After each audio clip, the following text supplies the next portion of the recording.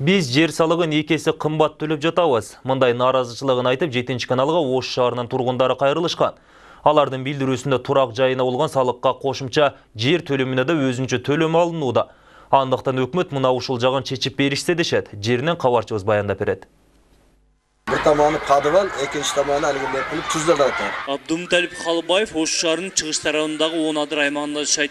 Ал жашаган аймак тегиздик болгондуктан турак жай курууда жерди казып, түздөгөн соң гана там салынат. Ошондуктан ар бир тамдын жок дегенде жарма жер төлөөсү менен болот. Акыркы 2 жыл аралыгында салыкчылар турак жай аянтына жана жер төлөө аянтына да салык алып баштады.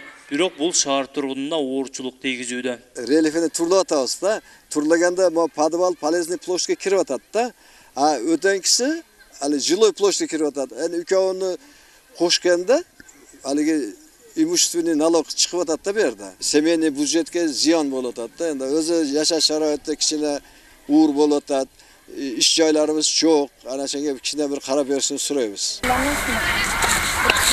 Макбуза Касымова да жаңы там салып баштады. Буга чейин турак жайынын аянтына гана салык төлөп келген шаар тургуну эми жер төлөөгө да салык төлөймү деп кабатыр. Подвалларды биринчи этаж кылып, экинчи этаж. Мен буга чейин турак жай тургузуп, аны сел алып, кайра башынан оңдоп түзөп жатам. Бул жак мурун адыр болгон. Ошон үчүн тегиз эмес. Эрте жазда сел жүрүп кетет. 2 этаж үй курууга мажбурбуз. Эми биринчи, экинчи этаждарына өзүнчө налог төлөйсүңөр деп жатышат. Өзүбүз кыйналып турсак, кантип төлөйбүз, билбей турам. Yerler mas, onkur yerler, adır boyan. Салыкчылар өкмөттүн буйругу жана акыркы киргизилген өзгөртүүлөргө ылайык эми тургундар өздөрү чийип берген турак жайынын баарына салык төлөшөт.